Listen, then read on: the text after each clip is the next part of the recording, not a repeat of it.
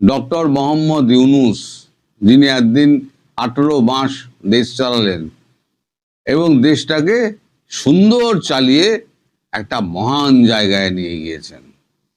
সেখানে প্রচুর লোকের প্রচুর অবদান রয়েছে। ডাস্টবিন শফিকের অবদান রয়েছে, আমাদের প্রফেসর আসিফ নজরুল তার অবদান রয়েছে, রেজওয়ানা ম্যাডামের তো প্রচুর অবদান। পরিবেশ নিয়ে তিনি যা কাণ্ড কারখানা করে ফেলেছেন, এখন তার নিজের পরিবেশ এখন ঠিক থাকলে হয়, যা অবস্থা দাঁড়িয়েছে তার এখন নিজের পরিবেশ হয়তো ঠিক থাকবে না। তো এই যে গতকালকে আমি আপনাদেরকে বলেছিলাম না, 970 কোটি টাকা, যেটা আপনাদের প্রাক্তন প্রধানমন্ত্রী বা বর্তমান প্রধানমন্ত্রী, তাকে দেশ থেকে চলে গেলেও তিনি বর্তমান প্রধানমন্ত্রী, তার বরাদ্দ করা বার্ষিক 970 কোটি টাকা গরিব মানুষের পুষ্টিকর খাবারের জন্য বরাদ্দ করা থাকে। সেই 970 কোটি টাকা তিনি বেমালুম ঝেড়ে দিয়েছেন। ঝেড়ে দেওয়ার মানে কি? ঝেড়ে দেওয়ার অর্থ তিনি তার নিজস্ব এনজিও আছে, সেই এনজিওতে ওই টাকাটি ট্রান্সফার করার জন্য প্রজ্ঞাপন পর্যন্ত জারি করে দিয়েছিলেন। এই যে প্রজ্ঞাপন জারি করা মানে তিনি ওই সরকারের টাকাটা, যেটা গরিব মানুষের জন্য খরচা করার টাকা, সেই টাকাটা তিনি নিজে পকেটস্থ করবেন, তার এনজিও মারফত এটা প্রতিষ্ঠিত হয়ে গেছে। ফলে এই যে তিনি যা কাণ্ড করেছেন সবই তো হচ্ছে বিতর্কের ব্যাপার। এই নিয়ে মামলা হলে সে মামলায় অনেক দিন চলবে, সে মামলায় সাজা হতে হতে অনেক দেরি। কিন্তু এই যে 970 কোটি টাকা, যেটা সরকারি অর্থ, সেটা প্রজ্ঞাপন জারি করে তিনি সেই অর্থ নিজের এনজিওতে সেটা পাচার করেছেন বা পাচার করার চেষ্টা করেছেন, সেই ডকুমেন্ট কিন্তু এই সরকারের হাতে পড়ে গিয়েছে এবং সেই ডকুমেন্ট অনুযায়ী তার বিরুদ্ধে একটা মামলা হচ্ছে। এটা তো লিখিত ডকুমেন্ট। সরকারি টাকা তুমি নিজে আত্মসাৎ করার চেষ্টা করছো, সেটা একটা সরকারি প্রজ্ঞাপন জারি করে নিজে আত্মসাৎ করার চেষ্টা করছো। ফলে অভিযোগটা একেবারে সরাসরি প্রতিষ্ঠিত।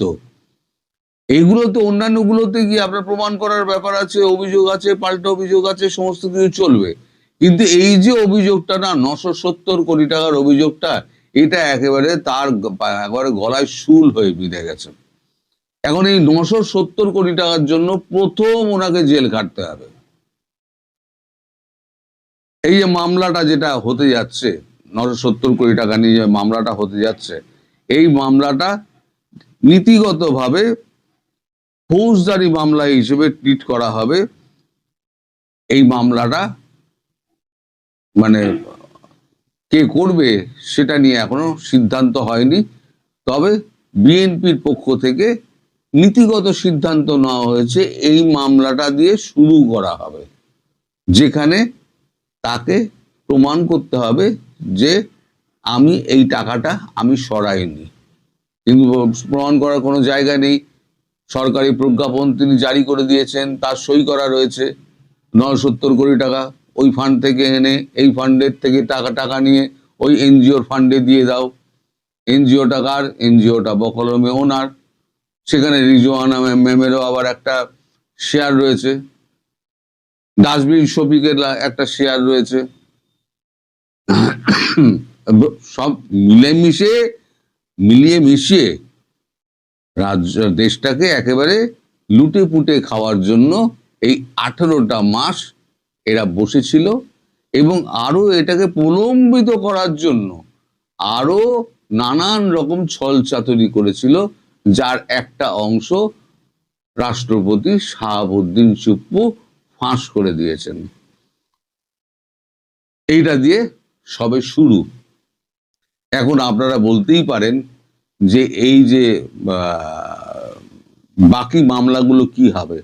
বাকি যে মামলাগুলো আছে না, এবং শেখ হাসিনার প্রত্যাবর্তন নিয়ে কি হবে, শেখ হাসিনার প্রত্যাবর্তনের ব্যাপারটা আমি ওই তখন দুপুরের সন্ধ্যের ভিডিওতে বলতে ভুলে গিয়েছি। যেটা হচ্ছে শেখ হাসিনার প্রত্যাবর্তন নিয়ে কিন্তু ওই তারেক রহমানের সঙ্গে যখন শেখ হাসিনার মিটিং হবে সেই সময় কিন্তু ওইটা ঠিক হয়ে যাবে যে কবে উনি ফিরবেন।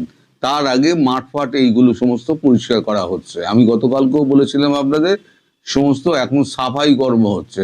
সাফাই কর্মটা ঠিক হয়ে যাক, সাফাই কর্ম হয়ে গেলে তারপরে দেখবেন যে শেখ হাসিনা ঠিক সময় মতো চলে আসছেন, খুব একটা বেশি দেরি হবে না।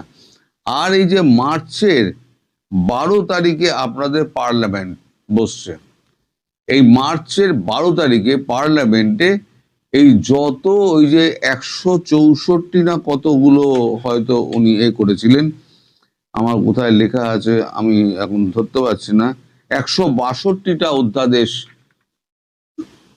ইউনূস সরকার জারি করেছিল আমার হিসেবে। আমি যা পেয়েছি 162, অনেক অনেক ফিগার বলছে, আমি যা পেয়েছি সেটা আমি বললাম। সত্যি হতে পারে, মিথ্যেও হতে পারে, গোলমাল থাকতে পারে ফিগারে, কারণ আমি এক দেশে থাকি, হয়েছে ঘটনা আর এক দেশে। আমার কাছে তো অনেক হাত ঘুরে আমার কাছে খবর আসছে, ফলে খবরের একটু এদিক ওদিক হতেই পারে। এই যে মার্চ মাসের 12 তারিখে যে আপনার এটা বসছে, পার্লামেন্ট বসছে, প্রথম পার্লামেন্টে আপনার এই যে অধ্যাদেশগুলো আছে সেই অধ্যাদেশগুলো নিয়ে আলোচনা হবে। এই আলোচনার দু একটা অধ্যাদেশ হয়তো নেওয়া হতে পারে, নাহলে পুরো জিনিসটাই তো অবৈধ হয়ে যাবে।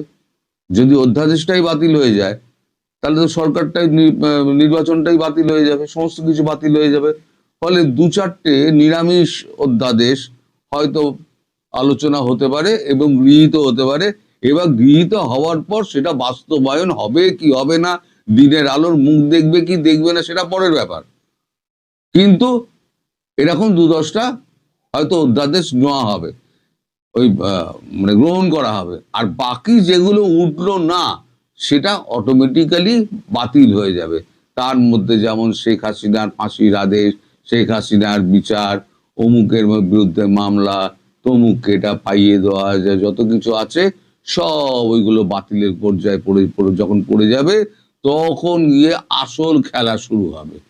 অর্থাৎ মেন খেলাটা শুরু হবে কিন্তু 12ই মার্চের পার্লামেন্ট বসার পর, যখনই অধ্যাদেশ নিয়ে আলোচনাটা হবে তখনই শুরু হবে 12ই মার্চের পর আসল খেলা।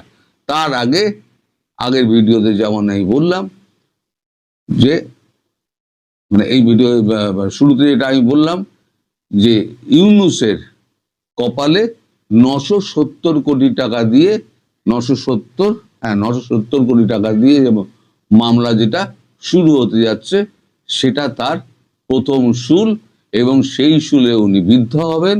বিদ্ধ হয়ে তাকে কাঠগড়ায় উঠতে হবে, এবং তিনি নিজেকে ডিফেন্ড করার কোনো রাস্তা খোলা রাখেননি। তিনি নিজেকে ডিফেন্ড করতেই পারবেন না, কারণ তিনি প্রজ্ঞাপন জারি করেছেন, সেখানে তার সই রয়েছে। আর মাল গেছে কোথায়? মাল গেছে তার এনজিওতে।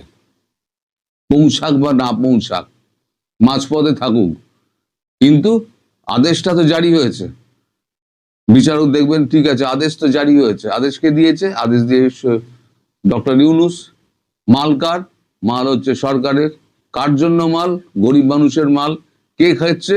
খাচ্ছে হচ্ছে একটা মানে প্রধান উপদেষ্টা, তার বকলমে তার পকেটে যাচ্ছে এনজিওর মাধ্যমে। ফলে